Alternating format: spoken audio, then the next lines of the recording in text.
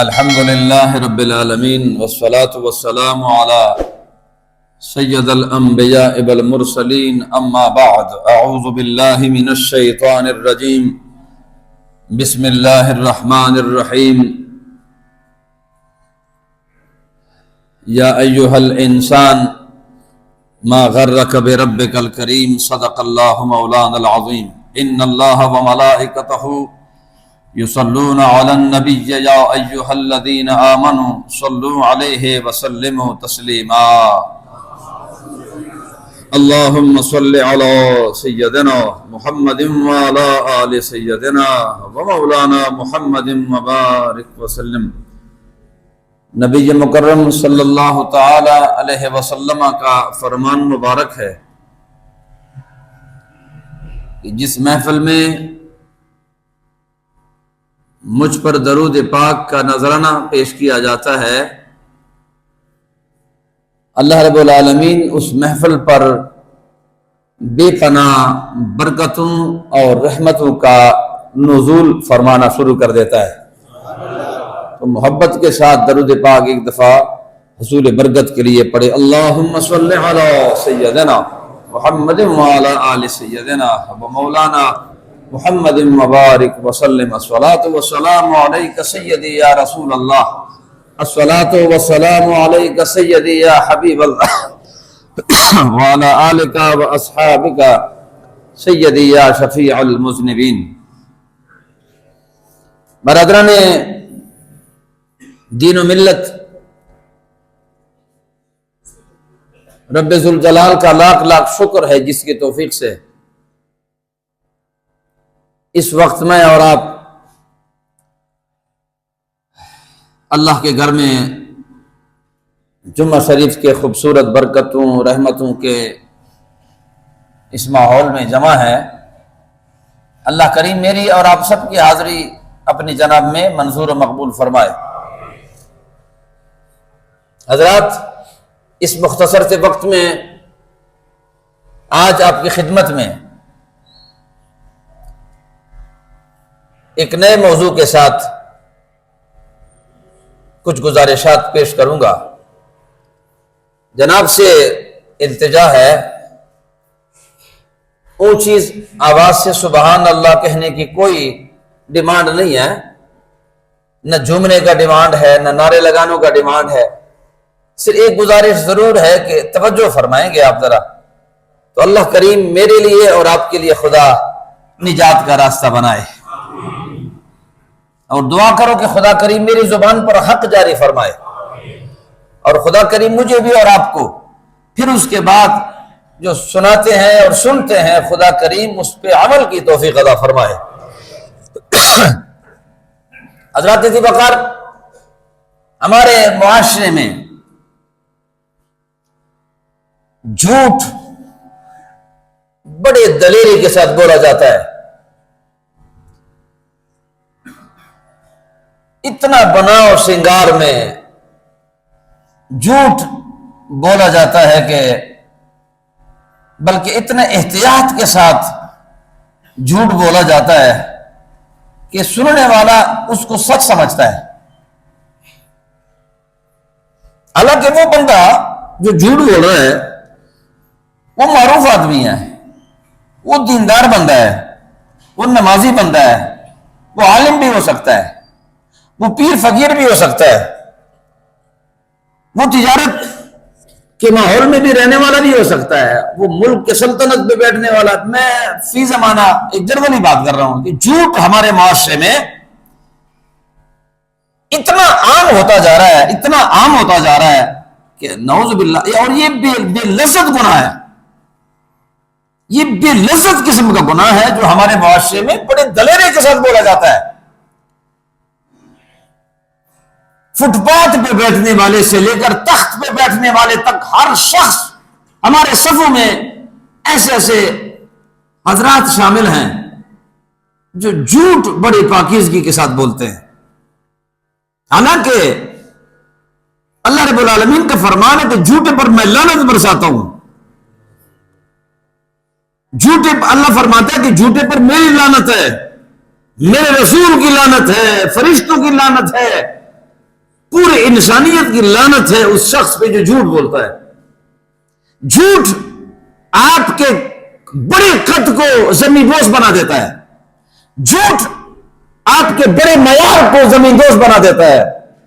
جھوٹ آپ کو ٹکے کے بھی نہیں چھوڑتا. آپ کس بھی مرتبے پر فائز ہونے والے ہو، جب کلام کیا جاتا ہے آپ کے ساتھ آپ بہت اچھے لگتے ہیں، اس لیے کہ دین، میرے محترم یاد رکھنا، دین کسی لبادے کا نام نہیں ہے، دین کسی لمبے چبے کبے کا نام نہیں ہے، دین کسی بڑے پگ کا نام نہیں ہے، دین لمبی تسبیحات پڑھنے کا نام نہیں ہے، دین ایک خوبصورت کردار کا نام ہے. آپ کا کردار ہے، آپ کا لین دین ہے، آپ کے معاملات ہے، آپ کا ذہن انسان ہے، مخلوق کے ساتھ آپ کا رہن سہن کس قسم کا ہے. ہم احتیاط تک بھی نہیں کرتے اور بڑے دلیرے کے ساتھ. اور آپ نے کبھی دیکھا ہوگا کہ اس جھوٹ کی وجہ سے بڑے بڑے رشتے ٹوٹ جاتے ہیں. بہت قداور دوست ہوگا آپ کا، جھوٹ کی وجہ سے نفرت ہو جاتی ہے اس سے. جھوٹ آپ کے اعتماد کو تباہ کر دیتا ہے. آپ بالکل کسی صورت میں، بے شک آپ جتنے بھی منصب پہ فائز انسان کیوں نہ ہو، جھوٹ بولنے والے کی قدر نہیں کرتے لوگ. چاہے وہ کسی بھی صورت میں جب جھوٹ بولا جاتا ہے، جھوٹ ایک لعنت کا نام ہے. جھوٹ خدا سے دوری کرنے کا گناہ ہے جو خدا کے دربار سے. بلکہ میں حضرت سیدنا بایزید بستانی رحمت اللہ علیہ کے اس قول سے اپنے گفتگو کا آغاز کرنا چاہتا ہوں. آپ فرماتے ہیں کہ جھوٹا بندہ کبھی اللہ کی معرفت کو حاصل نہیں کر سکتا، جھوٹا بندہ کبھی ولی نہیں بن سکتا، جھوٹا بندہ کبھی کسی صورت میں خدا کا قرب حاصل نہیں کر سکتا. جھوٹا بندہ وہ نمازی کیوں نہ ہو، وہ حاجی کیوں نہ ہو، وہ عالم کیوں نہ ہو، وہ پیر کیوں نہ ہو، وہ کسی مرتبے پر اگر فائز ہو، اگر جھوٹا ہے تو کچھ بھی نہیں. اگر جھوٹا ہے تو وہ عالم اگر ہے تو اس کا علم کس کام کا. اگر وہ حاجی ہے، وہ نمازی ہے، وہ کسی مرتبے پہ فائز انسان اگر ہے، وہ اگر جھوٹ بولتا ہے. نبی کریم صلی اللہ تعالی علیہ وسلم کا اس فرمان کے مطابق حضور فرماتے کہ جھوٹا بندہ جو جھوٹ بولتا ہے وہ میری امت میں سے نہیں ہے. وہ ویسے دعویٰ کرتا ہے میں رسول اللہ کا امتی ہوں. کیا رسول اللہ کا امتی جھوٹ بولتا ہے؟ نبی کریم صلی اللہ تعالی علیہ وسلم کی بارگاہ میں ایک شخص نے عرض کیا یا رسول اللہ صلی اللہ تعالی، حضرت توجہ فرماؤ، ابو داؤد شریف کی حدیث بات ہے. نبی کریم صلی اللہ تعالی علیہ وسلم کے حضور ایک صحابی رسول نے عرض کیا یا رسول اللہ صلی اللہ تعالی علیہ وسلم، مومن کبھی بخیل ہو سکتا ہے؟ حضور نے فرمایا ہاں، انسان ہے کبھی کبھی کنجوسی کر جاتا ہے. عرض کیا گیا یا رسول اللہ صلی اللہ تعالی علیہ وسلم، مومن کبھی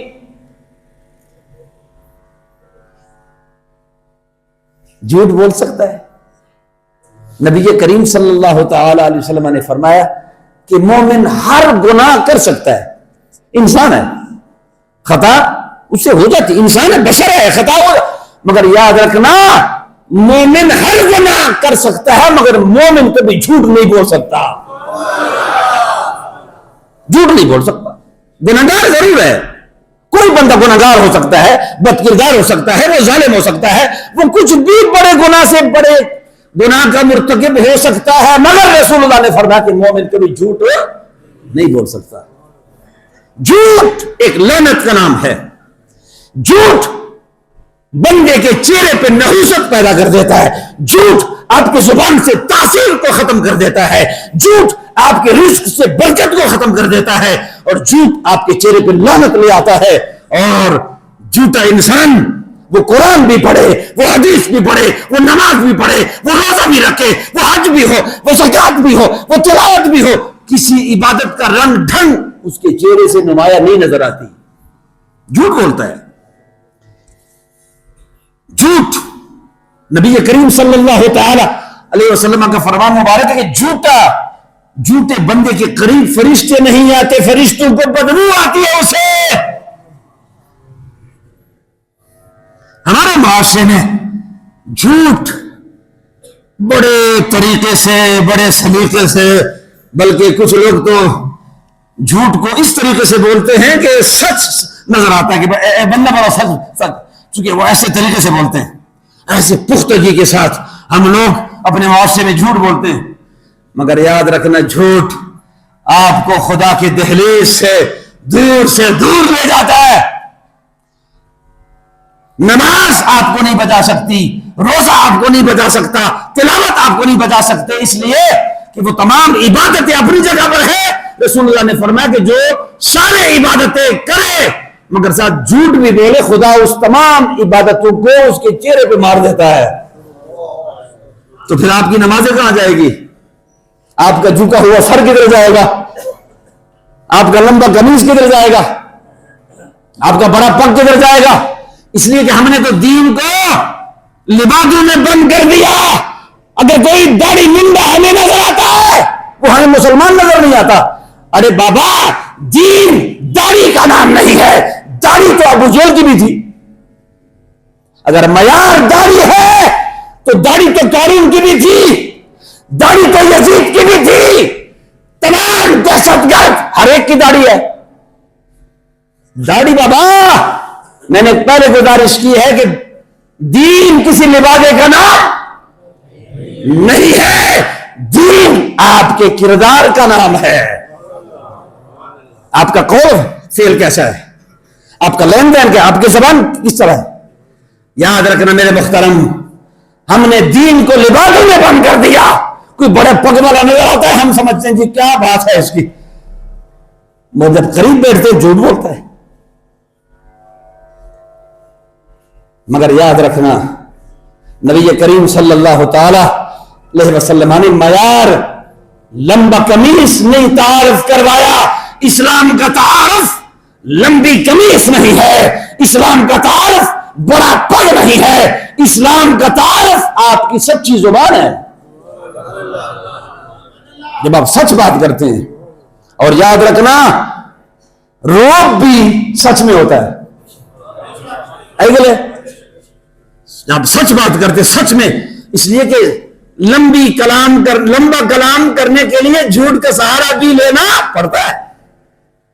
مگر سٹیٹ بات، سیدھی بات، آپ کو بات کو گما پھرا کے نہیں لے جانا پڑتا، سیدھی بات، سچا بندہ سچی بات.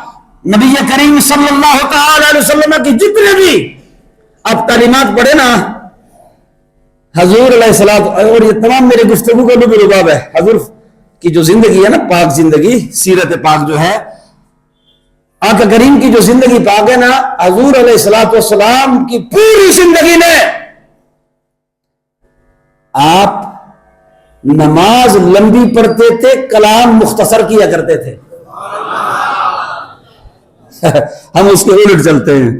نماز کہہ دو نا یار، سچ ہم سارے شامل ہیں اس میں بھائی، ہم کو فرشتے نہیں ہیں. نماز حضور علیہ السلام نماز کو لمبی نماز پڑھتے تھے مگر کلام مختصر کیا کرتے تھے.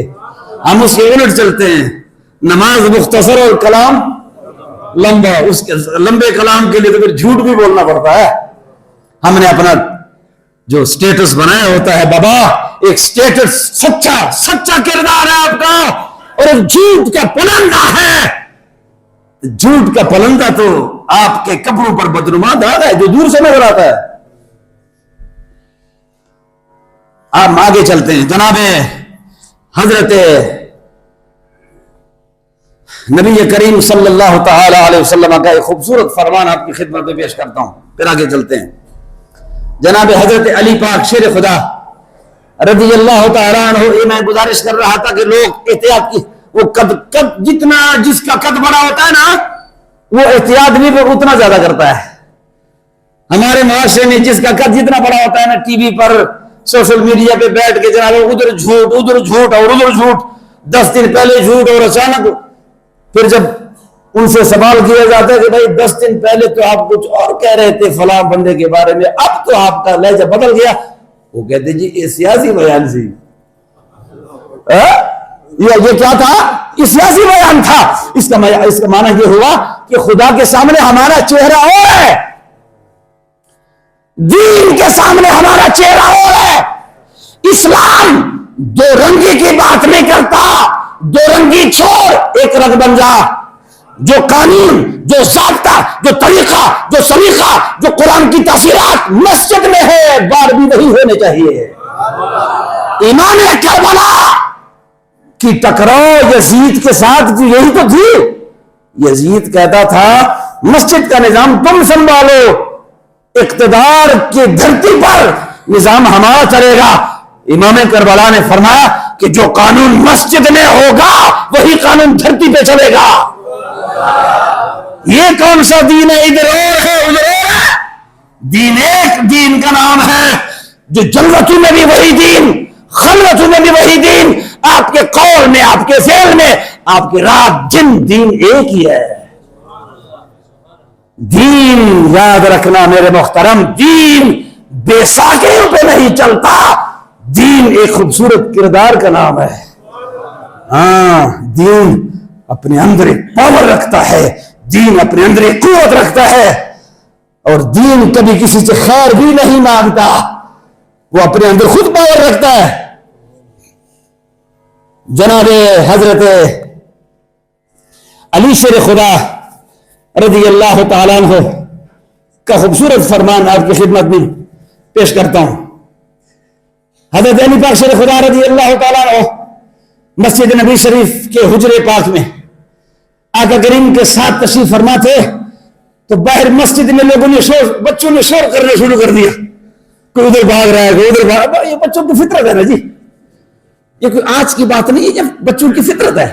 کچھ چیزیں بچوں کی فطرت میں شامل ہوتی ہے تو فطرت بندہ چینج تو نہیں نہ کر سکتا، کسی کی فطرت جو ہے، بچے ہیں تو بچے مسجد نبی شریف میں کوئی ادھر بھاگ رہا ہے، کوئی ادھر بھاگ رہا ہے۔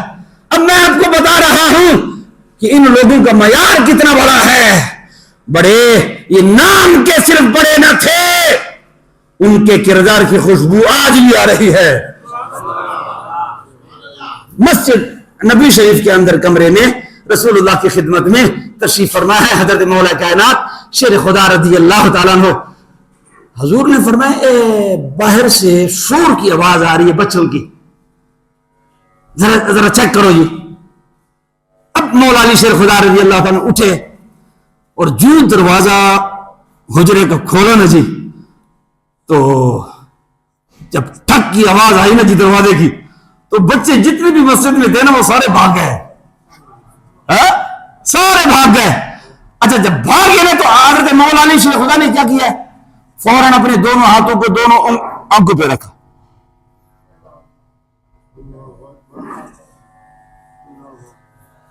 سنو اب ایک بات روک کے آگے چلتا ہوں، میں سچی بات کرتا ہوں، سچی بات میں وہاں کرتا ہوں جہاں سے لڑائی بنتی ہے جی، سچ بات میری عادت ہے، میں سچی بات کرتا ہوں بابا۔ سچی بات آپ ضرور کرتے ہیں مگر وہاں کرتے ہو جہاں لڑائی بنتی ہے۔ وہ سچ بات کیوں کرتے ہو جس سے تفرقہ بڑھ جائے، جو بھائی بھائی سے جدا ہو جائے، دوست دوست سے جدا ہو جائے، بیٹا باپ سے جدا ہو جائے، وہ سچ نہیں ہے، وہ لعنت ہے۔ بالحکمہ، حکمت کسی شے کا نام ہے۔ مولا علی شیر خدا رضی اللہ تعالیٰ فرماتے ہیں کہ میں نے چہرے پہ ہاتھ اس لیے رکھا کہ اگر میں کسی بچے کو پہچان لیتا اور اندر کمرے میں رسول اللہ مجھ سے پوچھتے کہ کون کون تھے، کس کس کے بچے تھے، تو میں اگر بتا دیتا کہ فلاں فلاں کے بچے تھے تو یہ غیبت ہو جاتی ہے۔ اور اگر میں کہہ دیتا کہ فلاں فلاں کے بچے تھے مگر میں نے پہچانے نہیں، تو میں اگر کہہ دیتا کہ فلاں فلاں کے تھے، یعنی میں پہچان نہ سکا، پھر جھوٹ ہو جاتا۔ تو میں نے کہا جھوٹ نہیں بولتا، میں نے فوراً اپنے آنکھوں پہ ہاتھ رکھ لیا تاکہ میں دیکھ نہ سکوں، خود ہی بھاگ جائے گے بچے۔ ہم تو اگر ہمارے دور میں کچھ بننا اگر ہوتا تو پھر ہم تو ساتھوں سے دو ساتھ تپڑ بھی لگا لیتے اسے، تیری فلانی تو ٹھیک ہے جناب۔ یہ ہمارا جو سمجھانے کا انداز ہوتا ہے وہ لڑائی جھگڑا ہوتا ہے، ہمارے زبان میں تاثیر نہیں ہوتی، اس لیے کہ ہمارے پاس غصہ ہے، اور جہاں غصہ ہو وہاں دلیل نہیں ہوتی، وہاں سچائی نہیں ہوتی۔ غصہ تو جانور کو بھی آتا ہے، غصہ تو اللہ کے نبی کو بھی آتا تھا، غصہ تو اللہ کے ولی کو بھی آتا تھا، مگر غصے والی جگہ بھی تو کوئی ہو نا۔ ان گھڑی گھڑی چھوٹی چھوٹی باتوں میں جناب آگ بگولا ہو جانا، یہ بھی کوئی انسان مومن کا معیار نہیں ہے۔ نبی کریم صلی اللہ تعالی علیہ وسلم کا فرمان مبارک الصدق ینجی، حضور نے فرمایا الصدق ینجی، جھوٹ، جھوٹ جو ہے نا، جھوٹ یاد رکھنا، الصدق ینجی، سچ نجات ہے، سچ آپ کو بری کر دیتا ہے، سچ آپ کو بلند کر دیتا ہے، سچ آپ کے معیار کو بلند کر دیتا ہے۔ اور حضور نے فرمایا والکذب یہلک، اور جھوٹ آپ کو ہلاک کر دیتا ہے، جھوٹ بندے کو ہلاکت کی طرف لے جاتی ہے، سچ جھوٹ آپ کو مار دیتی ہے اور سچ آپ کو زندہ کر دیتی ہے۔ جھوٹ آپ کے معیار کو، آپ کے سٹینڈرڈ کو، آپ کے کردار کو، آپ کے قوم کو، آپ کے قبیلے کو نیست و نابود کر دیتا ہے، اور سچ آپ کے خوبصورت خاندان کو اور عزتوں کے نور سے نواز دیتا ہے۔ یاد رکھنا، ابو سفیان کہتے ہیں کہ ہمارے دور میں کافر بھی جھوٹ نہیں بولتے تھے، کافر بھی جھوٹ نہیں بولتے تھے، وہ کہتے ہیں ہم تو سردار ہیں، تو یہ تو بندہ جتنا منصب پہ ہوتا ہے وہ اتنا سچا ہوتا ہے، تو ہم تو جھوٹ نہیں بولتے۔ نجاشی بادشاہ، کچھ صحابہ کرام حبشہ چلے گئے، حبشہ تشریف لے گئے، ہجرت کر گئے، تو میں بھی وہاں پر گیا تھا اپنے کسی تجارت کے حوالے سے۔ تو نجاشی بادشاہ کو پتہ چلا کہ کچھ حضور کے صحابہ یہاں پر تشریف لائے ہیں، تو انہوں نے حضور کے صحابہ کو اپنے دربار میں بلایا، نجاشی بادشاہ نے حبشہ میں۔ تو میرے بارے میں بھی کسی نے ان کو بتایا کہ اے بھی مکے کا سردار ہے، اے بھی کو بڑے نام ہے جی۔ تو مجھے بھی اطلاع آئی ہے کہ یہ آپ کو بھی بادشاہ یاد کر رہا ہے۔ پہلے تو میں گھبرایا، پتہ نہیں بادشاہ کے ساتھ میرا کیا کام ہے جی، مگر پھر میں سوچ رہا تھا کہ دیکھو نا، تاجر بندہ ہو سکتا ہے کوئی تجارت کرنا چاہتا ہوگا یا، مگر میں چلا گیا وہاں۔ جب نجاشی بادشاہ کے سامنے میں پیش ہوا تو نجاشی بادشاہ نے مجھے کہا کہ ایک بندہ ہے جس کا نام محمد ہے تمہارے شہر میں، اس نے نبوت کا دعویٰ کیا ہوا ہے، نبی ہے، آپ کا کیا خیال ہے ان کے بارے میں؟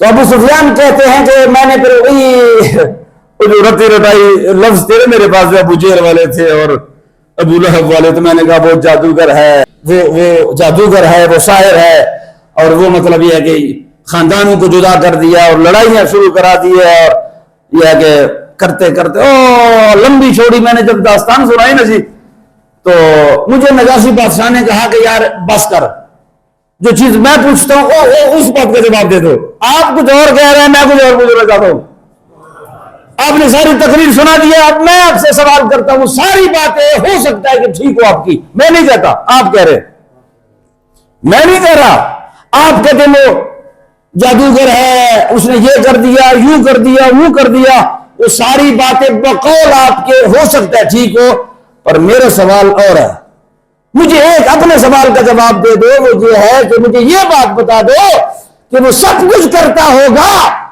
یہ بتاؤ وہ جھوٹ بھی بولتا ہے؟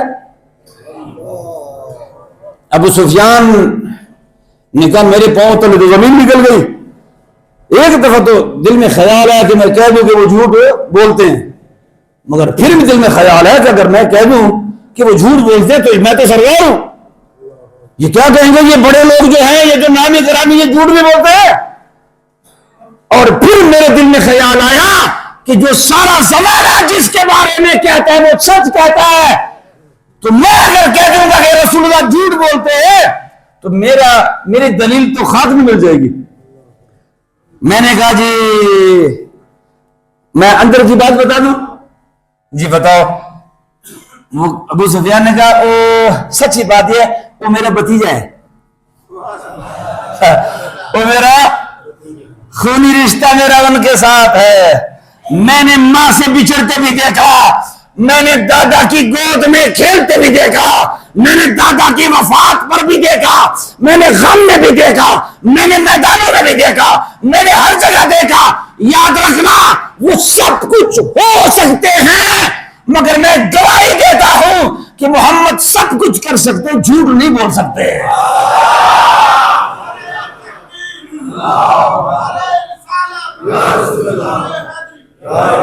تو مجھے نجاشی بادشاہ نے کہا ابو سفیان جو مخلوق کے بارے میں جھوٹ نہیں بول سکتے وہ خدا کے بارے میں کیسے جھوٹ بول سکتے ہیں؟